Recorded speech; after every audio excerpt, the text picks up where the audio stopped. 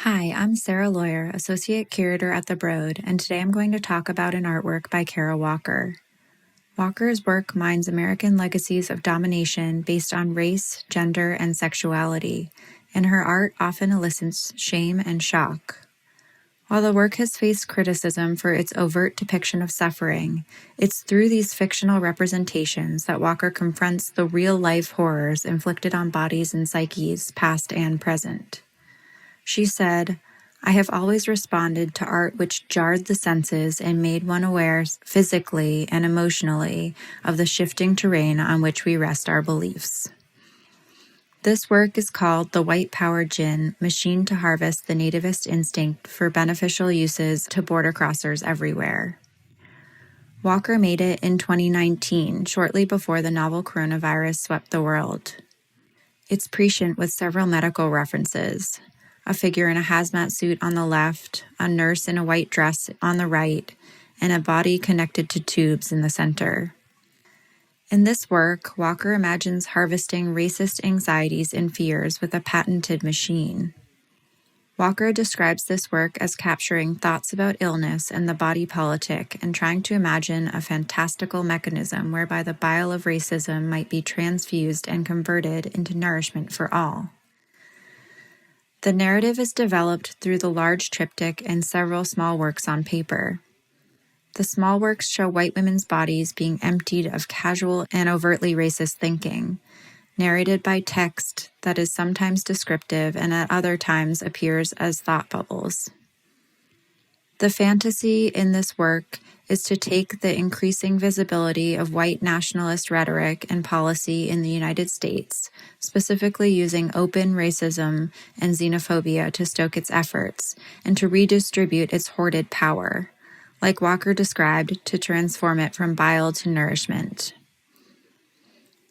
The triptych presents a crescendo in these dissections, showing a white woman's body in the process of being drained, with its vitals flowing through multiple umbilicus cords to Black people.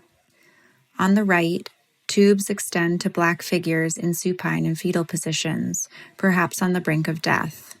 On the left, a line of Black people, arranged shortest to tallest, stand with mouths agape to receive the nativist instinct, fed from a medical professional dressed in a hazmat suit.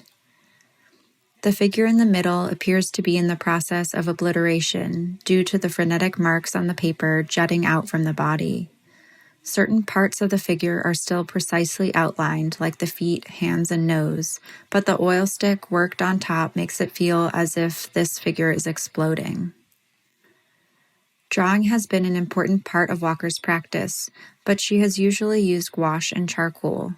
In this work, along with charcoal, Walker used soft pastel and oil stick to create the triptych.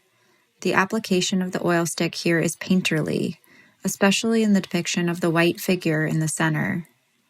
Walker abandoned oil paint decades ago, which she associates with a kind of masculine power that goes hand in hand with exploring new worlds and colonizing them. It's fitting that the white figure is rendered in oil stick, placing it in dialogue with the white Euro-American history of oil painting. Presented as a triptych, it also dialogues with religious paintings and the theme of the crucifixion. It's about pain and suffering in a cruel and unjust world and imagining a better one, where immigrants and all oppressed people are empowered and belong and treated with dignity and respect. I agree with writer Kevin Young, who once called Walker's work refugee art. He wrote, "The book Walker be writing, be drawing, that she be, is displaced, but not forever. It's simply deferred, like a dream."